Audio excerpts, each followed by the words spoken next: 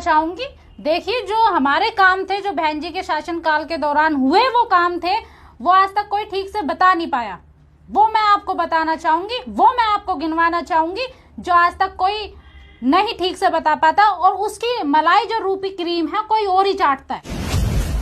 तो जो सामान्य, सबसे पहले बहन जी की सरकार आते ही, बहन जी की जैसे ही सत्ता आई थी, तो बहन जी ने सबसे पहले सामान्य वर्ग की जो नौकरियां थी ना, सामान्य वर्ग की नौकरियों पे जो रोक लगी हुई थी, उनको भरने का काम बहन जी के शासनकाल के दौरान हुआ था। आप सफाई विभाग जानते हो? सफाई विभाग में जो कर्मचारी होते हैं ना,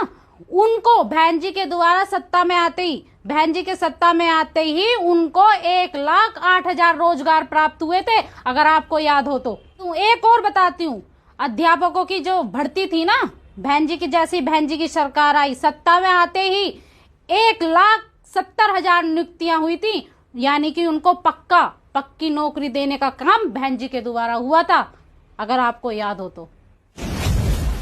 जो आरक्षित सीट थी 2009 में, जो खाली पड़ी रहती थी, जिन्हें ये लोग ऐसे ही खा जाते थे, दूसरों का काम भरने का काम करते थे, उनको बहन जी की जैसे ही सत्ता आई, उन्हें सबसे पहले भरने का काम किया गया, और उनके आंकड़े हैं 65,115 नौकरियां बहन जी के शासनकाल के दौरान युवाओं को मिली। जैसे ही बहन जी की सरकार आई, पुलिस विभाग जो होता है ना, जो हमारी सुरक्षा के लिए होता है, उसने 2,04,000 नौकरियां देने का काम बहन जी के शासनकाल के दौरान हुआ। अगर आज से पहले किसी सरकार काल में किसी सत्ता के द्वारा हुआ है तो आप मुझे बता दीजिए।